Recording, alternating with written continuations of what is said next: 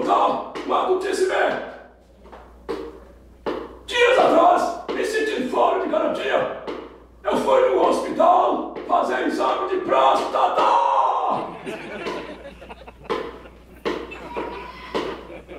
O telefone tá chamando.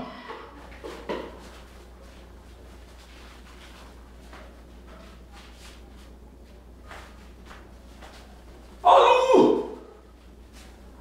É compadre Única.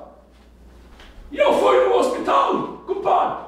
E na volta, eu passei na feira e comprei umas coisinhas.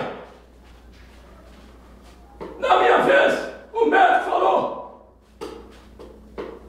Senhor, tire esta calça, suba naquela cama e tome a posição tradicional.